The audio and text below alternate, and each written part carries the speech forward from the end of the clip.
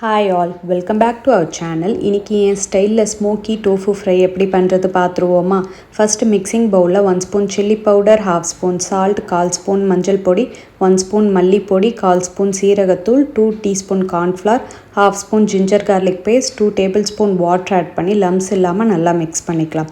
Next க்யூப்ஸாக cut பண்ணி வச்சுருக்க டோஃபுவை ஆட் பண்ணிவிட்டு மிக்ஸ் பண்ணிக்கலாம்.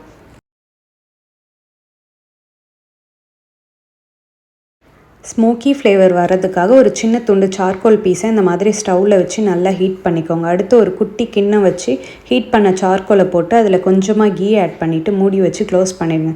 இந்த மாதிரி பண்ணுறதுனால ஸ்மோக்கி ஃப்ளேவர் நல்லா டோஃபுவில் இறங்கும். நெக்ஸ்ட் ஒரு பேன் வச்சு கொஞ்சமாக கீ ஆட் பண்ணிவிட்டு டோஃபியை நல்லா 2 பக்கம் ஃப்ரை பண்ணி எடுத்திங்கன்னா tofu fry ready.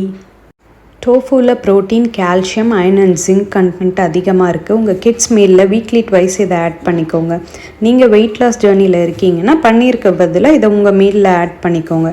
டோஃபுவில் calories and cholesterol content கம்மி. டயட்டில் இருக்கீங்கன்னா கீயில் ஃப்ரை பண்ணாமல் ஏர் ஃப்ரையர் யூஸ் பண்ணி ஃப்ரை பண்ணிக்கோங்க. உங்களுக்கு இந்த வீடியோ பிடிச்சிருந்தா நீங்களும் ட்ரை பண்ணி பாருங்கள். நெக்ஸ்ட் இன்னொரு இன்ட்ரெஸ்டிங்கான வீடியோவில் பார்க்கலாம். பாய்.